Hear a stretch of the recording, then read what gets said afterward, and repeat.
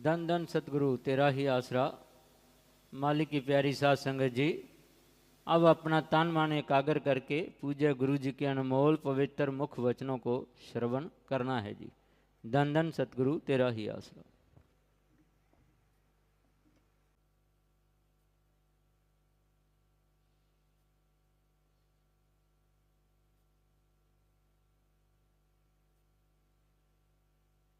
हर time इंसान इस संसार में जब तक जीता है, मायक पदार्थों में, भौतिकतावाद में, दुनियादारी में बुरी तरह से पागल हुआ रहता है।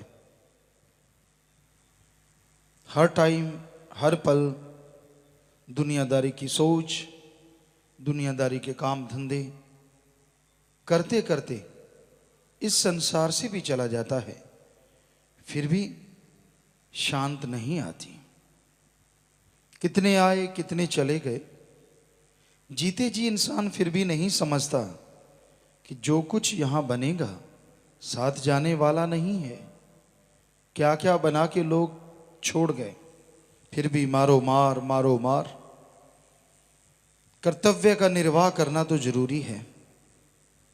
आप घर के मुखिया हैं, इंचार्ज हैं, तो आपका फर्ज है कि आप बाल बच्चों के लिए कमाओ, लेकिन उस कमाई के लिए किसी की जेब काट के ना खाओ, किसी का हक मार के ना खाओ, बदनीयत कभी ना रखो, नेक नीयत से कमाओ, कड़ा परिश्रम मेहनत हक हलाल की रोजी रोटी करो, तो वो कमाई आपके लिए बेइंतहा सुख देने वाली बन जाएगी।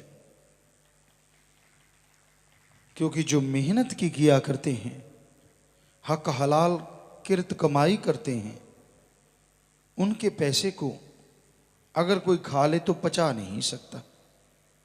हमने सैकड़ों उदाहरण देखे हैं, ये हकीकत है।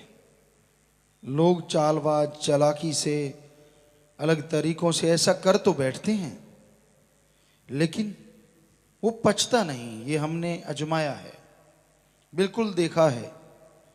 तो भाई, मालिक का नाम जपो और मेहनत की कमाई करो। किसी का हक मारने का तो कभी सोचो भी ना। मालिक आपको दे, आपकी कमाई में बरकत डाले, इसके लिए कड़ा परिश्रम करो और सुमरन करो। जिसने जो एम बनाया है, अच्छा नेक एम निशाना, घर गृहस्थ में रहते हुए आप सुबह जल्दी उठो, राम का नाम जपो, भक्ति इबादत करो, सबका भला मांगो, सबका भला करो, व्यवहार के सच्चे बनो, सुमरन जरूर करो, सत्संग सुनो, महीने में 5-7 दिन जितने निकाल पाओ परमार्थी सेवा में लगाओ। उससे तन भी तंदुरुस्त रहेगा, मन दबा रहेगा और आत्मा बलवान होगी, जिससे आत्मिक शांति आएगी। और अगर आप त्यागी हैं तो मानवता की सेवा करना, सुमरन करना, सबका भला मांगना और अपने अल्लाह वाहिगुरु सतगुरु मौला से, सिर्फ मौला से, सतगुरु से ही प्यार करना। तो ये एम हैं, अलग अलग लक्ष्य हैं जो जीवों के बने हुए हैं। बहुत भाग्यशाली हैं जिनके ये लक्ष्य बन गए। घर गृहस्थ में रह रहे हो, चाहे आप त्यागी हो, जो आपको बताया, अगर आप ये वाकई सच्चे दिल से करते हैं तो ये हो नहीं सकता कभी आपको कोई गम आए, कोई चिंता सताए, यहां तक कि आपके कुलों का भी उद्धार होता रहता है। आलस्य ना करो, आलस्य बुरी बला है। जो आलस्य में पड़ जाते हैं, मन के बहकावे में आ जाते हैं, वो कभी सफल नहीं हो पाते, कभी उन्हें वो खुशियां नहीं मिलती जो मिलनी चाहिए। वो कहते हैं बकरी दूध देती है मेंगने घोल के। सो आप परमार्थ करते हो, सेवा करते हो, तो फिर लगन से करो। ऐसे क्यों मरूं मरूं मरूं मरूं? सेवा करो लगन से, भक्ति इबादत करो लगन से। अरे मालिक आपकी जिंदगी में बहार बना देगा। जो भी चाहिए मालिक आपको बख्श देगा जो आपके लिए जायज़ है। दिमाग में आत्मिक शांति बख्श देगा, वो तमाम खुशियां बख्श देगा जिसकी आपने कभी कल्पना भी नहीं की। तो इसलिए मन के हाथों मजबूर होकर हमेशा मन मते ना चला करो, मन से लड़ा करो, मन को रोका करो। और मन ज्ञान से बंध सकता है और किसी भी तरीके से नहीं।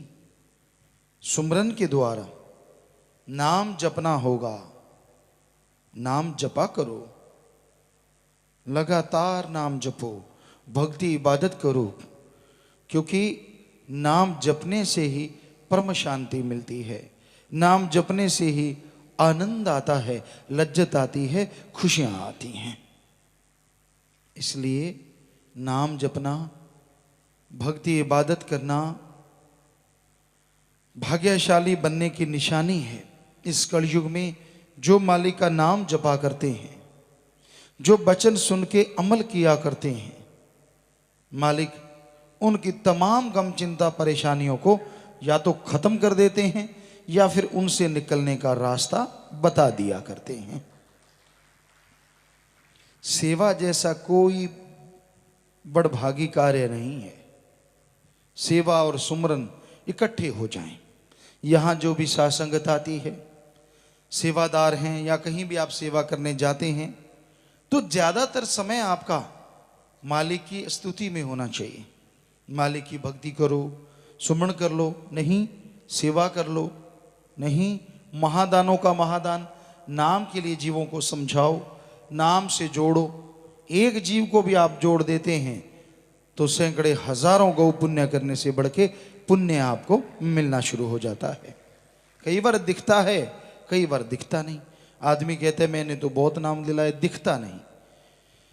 पर ये नहीं पता कि पता नहीं कितने आने वाले भयानक पाप कर्म, भयानक रोग वो आपके कटते ही चले जाते हैं, बाहरी तौर पे दिखते नहीं। लगातार सुमरण करो, भक्ति के पक्के बन जाओ तो वो कर्म कटते नजर भी आते हैं। सिर्फ आपके नहीं, परिवारजनों के भी कर्म कट जाया करते हैं। तो इसलिए दानों का महादान या महादानों का महादान जो है वो किसी जीव को नामदान दिलाना है, नामदान से जोड़ना है।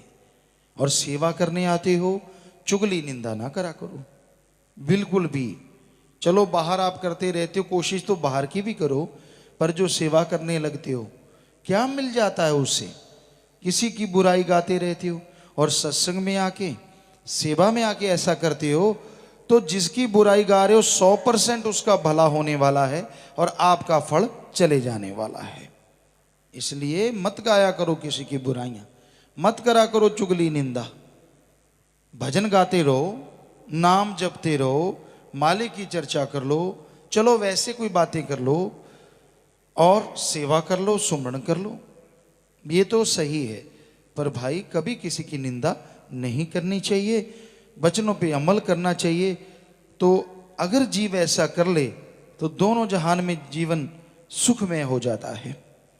वो तमाम खुशियां मिलती हैं जो भाग्य में लिखी हैं और वो भी मिल जाती हैं जो भाग्य में नहीं लिखी होती।